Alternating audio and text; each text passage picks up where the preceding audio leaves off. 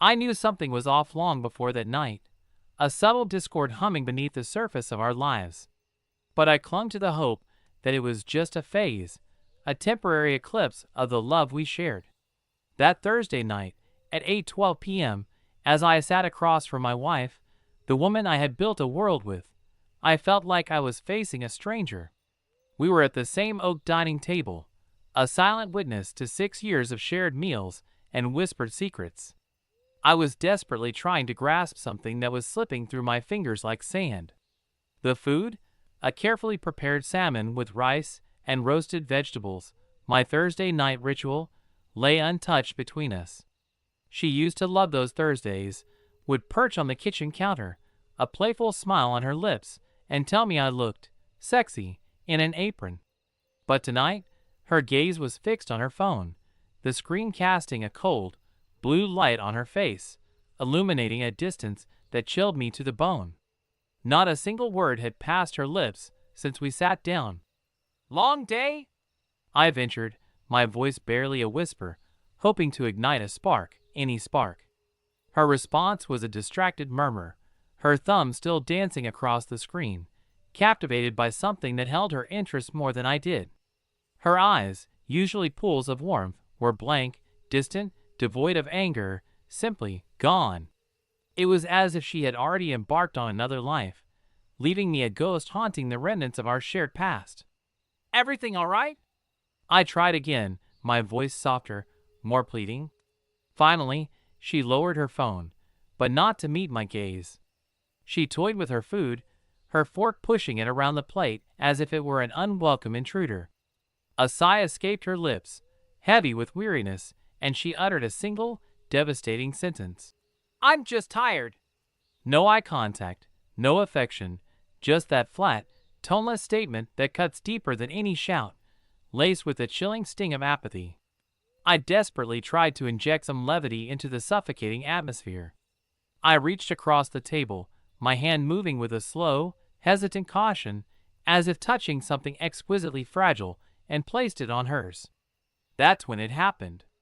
She recoiled as if burned, her hand jerking back with a violent speed that left me breathless. "Don't!" she snapped, the word sharp and cold. I froze, the unspoken chasm between us widening into an abyss. She finally looked up, her eyes, for a fleeting moment, locking with mine. They were not soft, not loving, but cold, flat, like polished glass. "Don't touch me tonight," she whispered, the words barely audible, as if she wished they could be unsaid, erased from the very air between us. I said nothing, did nothing. I simply nodded and continued to eat, pretending that her words weren't tearing jagged holes in my chest. But inside, something shattered. It wasn't just the rejection, the physical withdrawal. It was the confirmation of a truth I had been desperately fighting for months.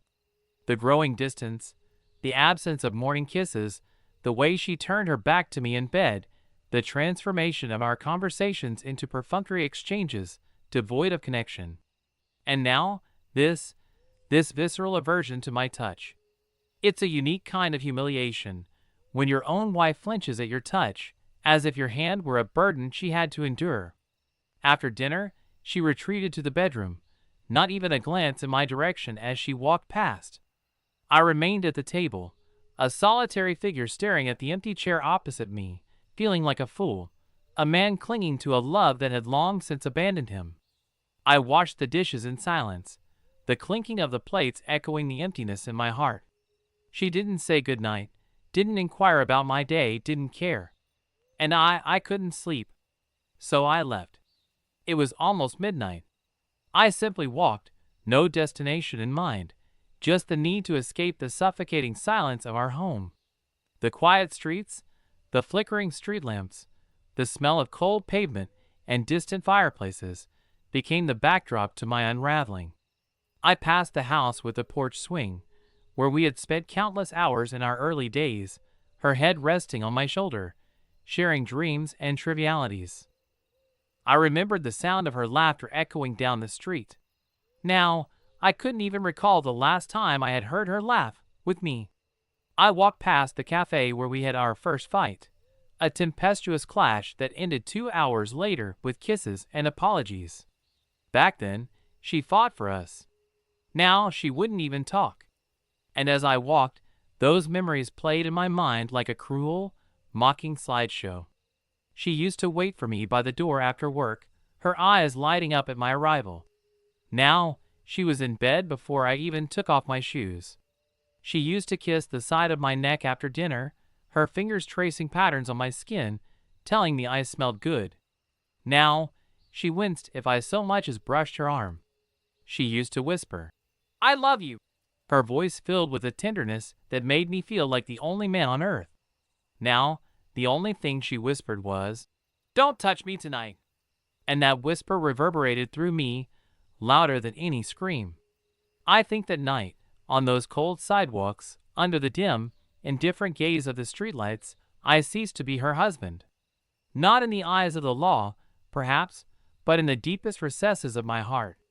Something within me closed, not out of anger, but out of sheer, bone-deep exhaustion. I was weary of begging for scraps of affection, tired of pretending that our marriage was anything more than a polite charade. I didn't cry. I didn't rage. I simply stopped hoping. And that's a far more dangerous place to be, because hope is what fuels a man's efforts. But when hope dies, when you know, with chilling certainty, that the woman sleeping beside you would rather be anywhere else, you stop fighting. You begin, in the silence of your own soul, to prepare your exit. When I finally returned home, the house felt colder than the night air. She was already asleep, or feigning sleep, her back turned towards me, her hair pulled up in a tight knot, her breathing shallow and even. There was no space for me in that bed, no sign that I even existed in her world anymore. I climbed into bed without a word, facing the opposite direction, and in the hollow chamber of my mind, I whispered my own goodbye. Not aloud, not with any dramatic flourish, but a quiet, resolute vow to myself. This is the last night I beg for love. Tomorrow, I disappear. Sleep offered no escape that night. I lay there, eyes wide open, staring into the oppressive darkness, listening to the deafening silence that had taken root between us. It was the kind of silence that doesn't bring peace, but suffocates, like being buried alive next to someone who doesn't even notice you're gasping for air. At some point, around 4:30 in the morning, I slipped out of bed, moving with a deliberate quietness, as if trying not to disturb a stranger. I stood there, at the foot of the bed, for a long moment, simply watching her. She was curled up, facing the wall, enveloped in her favorite blanket, the one I had given her for our 3rd anniversary. She looked serene, untouched by the turmoil of the previous night, as if she hadn't just pushed her husband one step closer to the edge of an abyss. And in that moment, a chilling realization washed over me. It wasn't just our marriage that was over. It was the version of her that I loved, the woman who would smile when I walked through the door, the one who danced with me barefoot in the kitchen, the woman who used to tell me I made her feel safe. That woman no longer existed. Perhaps she had changed, perhaps I had. Perhaps life had simply eroded us both, leaving behind hollow shells of our former selves. I don't know. But whatever this was, it wasn't love. Not anymore. And strangely, I wasn't angry. I didn't feel rage or betrayal. I felt something else, something colder, but also infinitely clearer. Relief. It was a liberation of sorts, a sad, quiet emancipation, like shedding a heavy coat you hadn't realized you'd been wearing for years. I walked to the closet, opened the drawer, and pulled out a small duffel bag, a relic from our last trip to the lake, a time when our touch was still a source of pleasure, not pain. I packed it slowly, methodically, a few shirts, a pair of jeans, my toothbrush, phone charger, wallet, passport, just the bare essentials. There was no rush, no panic. I was calm, more calm than I had been in months. I walked into the kitchen and sat at the table. The same table where she had recoiled from my touch the night before. The same table where I used to make her laugh over steaming cups of coffee. The same table that now felt colder than steel. I grabbed a sticky note from the drawer and wrote 4 simple words: "Take care of yourself." That was it. No farewell, no dramatic confrontation, no desperate plea. Just finality. I placed the note on the table, where I knew she would find it. Then, I took one last, lingering look at the house. Every picture on the wall felt like a lie, smiling faces frozen in time, pretending that love never fades, that promises never break. I considered taking the framed photo from our wedding, but I didn't. I simply stared at it for a moment, a silent eulogy to a love that had died, and then I walked out. The sun hadn't even begun to paint the sky with its morning hues. The world was quiet, still lost in slumber, and I walked away from the life I had built with her, armed with nothing but a small bag and a soul worn thin. I didn't know where I was going. I simply drove. No music to fill the silence, no destination to guide my path, just the open road and the gnawing emptiness within me. At one point, I found myself parked in front of a 24-hour diner, the neon sign buzzing like a lonely beacon in the pre-dawn darkness. I sat there, staring at the steering wheel, for what felt like an eternity. Then, I restarted the engine and drove on. Eventually, I checked into a cheap, roadside motel on the outskirts of town. $42 a night. It smelled of mildew and bad decisions, but the man at the front desk didn't ask questions. That was enough for me. The room contained a single, flickering lamp, a rickety chair, and a bed that groaned with every breath. I dropped my bag on the floor, sat on the edge of the bed, and just breathed. I felt hollow, empty, but not broken. It's a strange paradox. I had always imagined that leaving would be a cataclysmic event, a seismic shift that would leave me shattered, consumed by guilt, doubt, and longing. But I felt none of those things. What I felt was peace. Not the idyllic peace of a perfect life, but the hard-won peace that comes with finally ceasing to lie to yourself. I wasn't happy, but I was honest. And sometimes, that's the first, crucial step towards something better. That day, I ignored all calls, all messages. I turned off my phone and allowed the world to spin on without me. I sat in that desolate motel room, staring at the stained ceiling, drinking bitter coffee from the vending machine, and reflecting on everything I had poured into that relationship. The emotional labor, the unwavering patience, the countless small sacrifices, the money, the nights I had spent listening to her fears, the years I had carried us both when she no longer wanted to carry anything. And I realized, with a chilling clarity, that she wasn't the villain in my story, but I was no longer willing to be the victim. Later that night, I drove to my friend Eric's place. He had a detached garage that he used as a workshop, a sanctuary of sawdust and solitude. I didn't want to delve into the messy details, so I simply asked, "Mind if I crash here for a few nights?"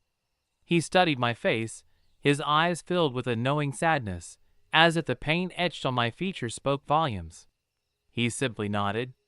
"Mi casa, man. You already know." I threw my bag on the floor, collapsed onto an old sofa covered in paint stains, and for the first time in what felt like an eternity, I actually slept. No nightmares to haunt my dreams, no restless tossing and turning, no waking up to the oppressive silence and the chilling indifference of a woman who wished I wasn't there. Just sleep. I had no grand plan, no meticulously crafted escape route, no apartment lined up, no next move. Just a small bag, a heart worn raw, and a quiet, unwavering decision to rebuild. But for the first time in years, I felt like a man again. Not because I had left her, but because I had finally chosen myself. The first text arrived 3 days after I left. "Can we talk?" I saw it when I finally dared to turn my phone back on. I stared at the screen, the words shimmering like a mirage in the desert of my indifference. Not angry, not hopeful, just numb. I didn't respond. I turned the phone off again and slid it back into the drawer, silencing her voice before it could reach me. The next day, she called 4 times. Then, she called Eric.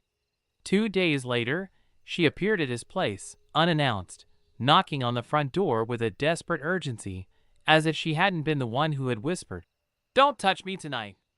As if I were a stray animal she could summon with a whistle. I watched from the window in the garage, a silent observer of the unraveling aftermath. Eric opened the door. She looked ravaged, sleep-deprived, dark circles painting shadows beneath her eyes, her hair disheveled, her voice laced with a frantic edge. "Is he here?" she pleaded. Eric shook his head, his gaze unwavering. "He's not ready to talk. You need to give him time." "I didn't mean it like that," she stammered, her voice cracking under the weight of her regret. "I was just tired.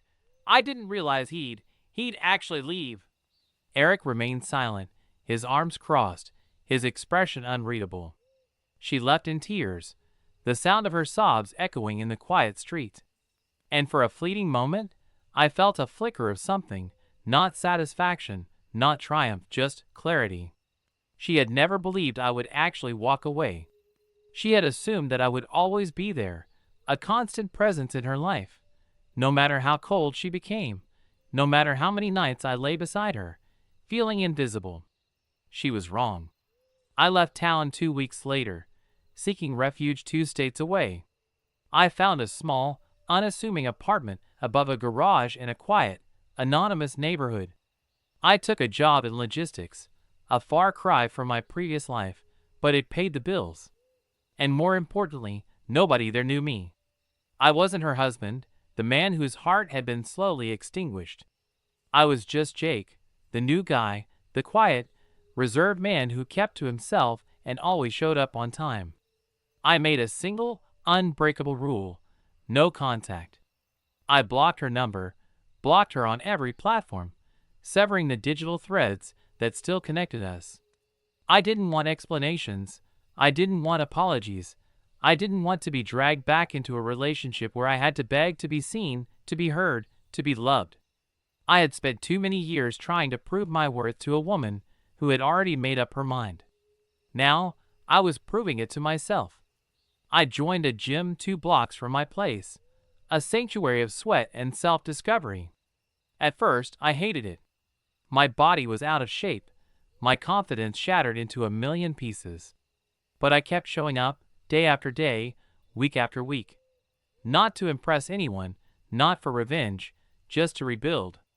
Rebuild discipline, rebuild routine, rebuild me. I woke up at 6 a.m., worked out until my muscles screamed, showered, went to work, came home, read books, took long, solitary walks, cooked meals for myself, simple, nourishing acts of self-care. Slowly, the cacophony of voices in my head began to quiet down. I became less reactive, less emotional, more centered, more present. I didn't talk much, didn't share the intimate details of my past. People at work called me the calm guy, the one who never lost his composure, the one who always seemed to have something on his mind, but never let it show. That used to be the antithesis of who I was. Back then, I was a fixer, a rescuer, always trying to mend what was broken. If she was upset, I would drop everything to chase her elusive emotions. If she was distant, I would overcompensate with flowers, romantic dinners, desperate displays of affection. I was walking on eggshells in my own marriage, desperately trying to hold it together, even as she was letting it crumble to dust. Now I chase nothing. Over time, the raw, searing pain transformed into a dull ache, and the ache, in turn, faded into a quiet indifference. I stopped thinking about her, stopped wondering what she was doing, who she was with, what she was feeling. She became like a song you used to love, but no longer play. Not because you hate it, but because it no longer resonates with who you are. Almost exactly a year later, I ran into her. I was in the city for a work conference, grabbing a quick coffee at a small, unassuming cafe downtown. I didn't see her at first.